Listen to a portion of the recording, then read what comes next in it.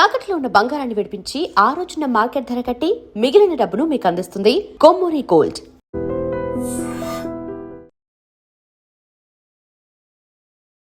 నమస్తే రమ్మగారు. నమస్తే జయ. ఏదైనా ఒక మంచి ఆలయం గురించి చెప్పండి రమ్మగారు. ఎప్పుడు వినంది, మన ప్రాంతం వాళ్ళు తెలుసుకుంది, చాలా విచిత్రమైంది, ఊహించడానికి కూడా ఆశ్చర్యంగా ఉండేది.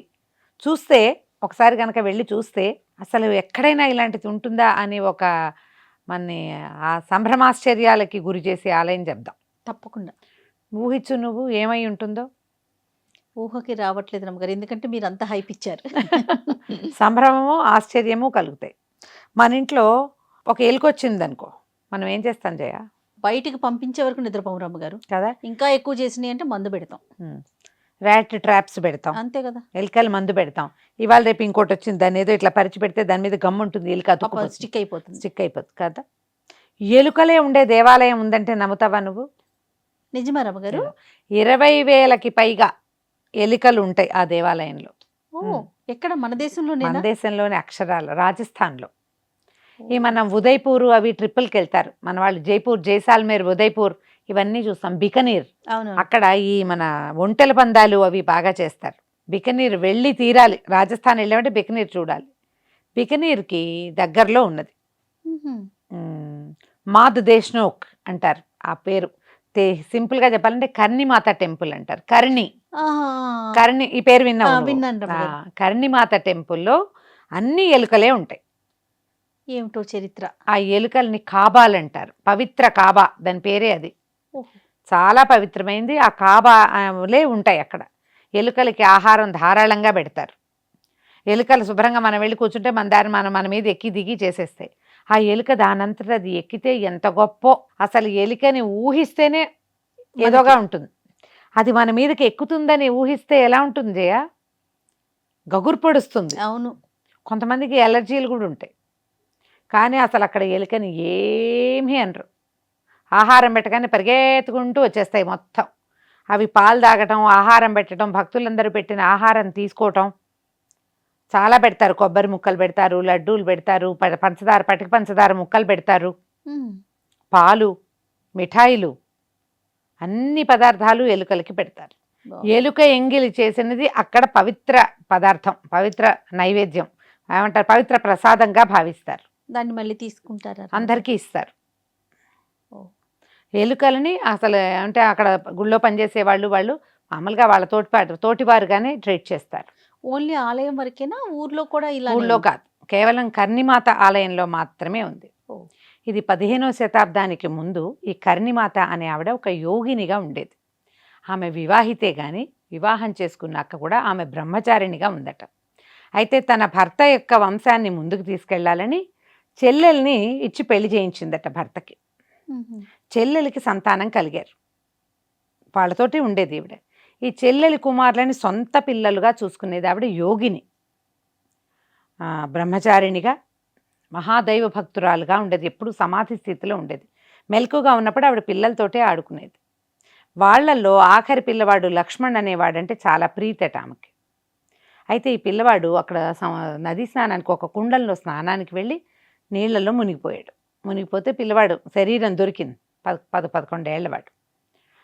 చెల్లెలు ఆ పిల్లవాడిని శరీరాన్ని తీసుకొచ్చి అక్కయ్య పాదాల దగ్గర పడేసి నా కొడుకుని బతికించు, నీ పిల్లాడిని బతికించుకోమని చాలా దుఃఖపడిందట.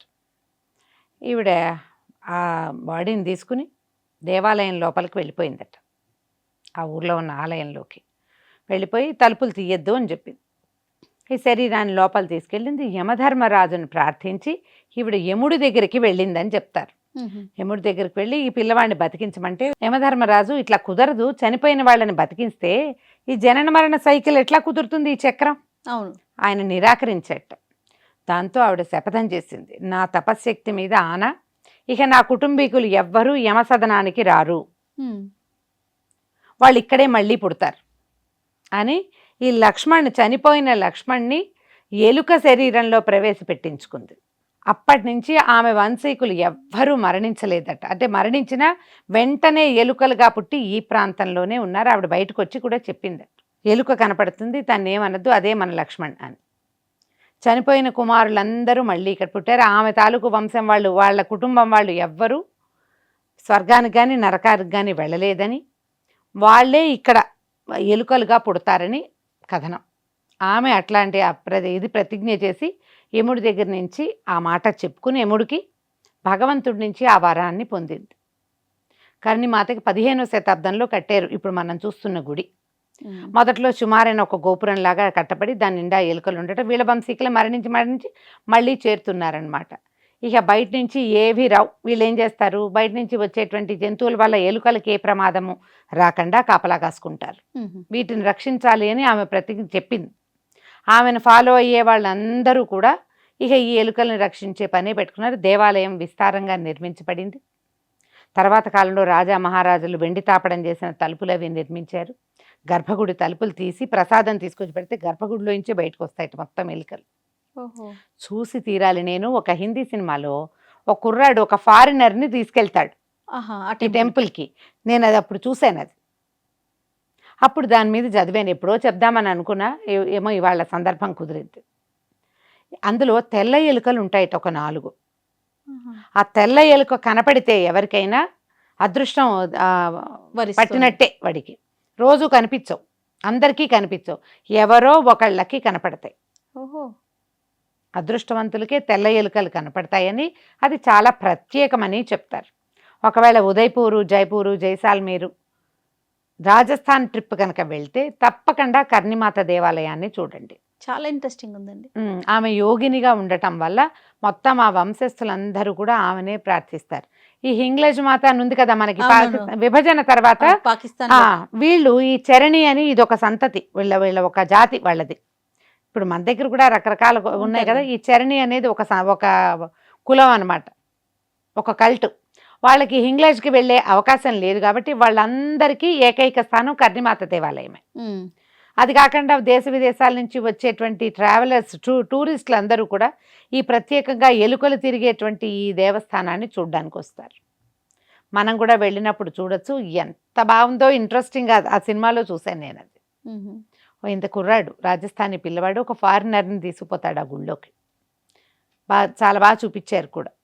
మనకు ఆసక్తి ఉంటే ఒకసారి నెట్లో చూస్తే తెలుస్తుంది. ఆ వైపు ఏదైనా ట్రిప్ కనుక మనం వెళ్ళామా తప్పకుండా కర్ణిమాత ఆలయాన్ని చూడండి. ఇప్పుడు భక్తి తత్పరత వేరే, తమ వంశంలో వాళ్ళకి మళ్ళీ మనుషులుగా కాకుండా జంతువుగా అయినా ఒకే ప్రదేశంలో పుట్టించడానికి అనుమతి తీసుకోగలిగిందంటే ఆమె తపశ్శక్తి ఎంత గొప్పది, అద్భుతం కదండి కదా. ఈ కాలంలో అంటే ఇప్పుడు మన 15వ శతాబ్దం 12వ శతాబ్దం మన ముందే కదా, కానీ ఆమె అలాంటిది సాధించిందని వాళ్ళంతా ఈ చరణి సంతతికి చెందిన వాళ్ళేనని చెప్తారు. సో ఈ ప్రఖ్యాతమైన దేవాలయాన్ని ఇవాళ పరిచయం చేద్దామని అనుకున్నాను. ఒకవేళ అటు వెళ్తే మాత్రం చూడండి డెఫినెట్గా. తప్పకుండా రమ్మగారు. నమస్తే. నమస్తే జయ. And for more videos, Please subscribe to iDream. Please subscribe to iDream. Please subscribe iDream. And please subscribe to iDream. For more videos, subscribe to iDream. please like, share and subscribe to the channel. Congratulations, iDream. subscribe to iDream. Subscribe to iDream. So subscribe to iDream Media. iDream ki iDream team andarki huge congratulations. Please subscribe iDream Media. Please subscribe to iDream. Subscribe iDream. Please subscribe to iDream. iDream అంటే నా కళల channel subscribe చేసుకున్న నోరు తిరుగుతలేదు, మీరైతే గంట గుర్తు కొట్టండి. For more such videos, please subscribe to iDream. Subscribe to iDream. Please subscribe to iDream. Please subscribe iDream Media. Please do subscribe to iDream. Please subscribe to iDream Media. For best entertainment and information, please subscribe iDream. And don't forget to subscribe to iDream.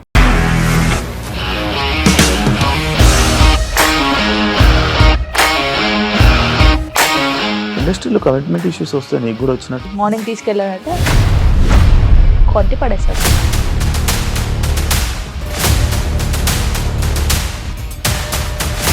ఒక్కళ్ళు కూడా చూడలేదు ఈ cinema అని చెప్పడానికి కూడా చాలా ధైర్యం కావాలి. అది నిజం కదా, దాంట్లో ధైర్యం ఏంటి? ఇది నెక్స్ట్ డే ప్లేట్ మార్చేస్తే తప్పు కదా. As of now we're comfortable this అని నేను అనుకుంటున్నాను. రష్మిక గారిది మీది ఒకే ఊరు అంట కదా. నీకు కోపం వచ్చిందంటే బాగా తిట్టేత్తరా? తిట్టేద్దామండి. నిజంగా గేమ్ ని ఎలా చేంజ్ చేయగలిగారు? APSFC వాళ్ళకి 6 నెలల్లో నేను 6 లక్షలు కట్టా. బిజినెస్ చేయాలనుకుంటే it is as difficult as riding a tiger.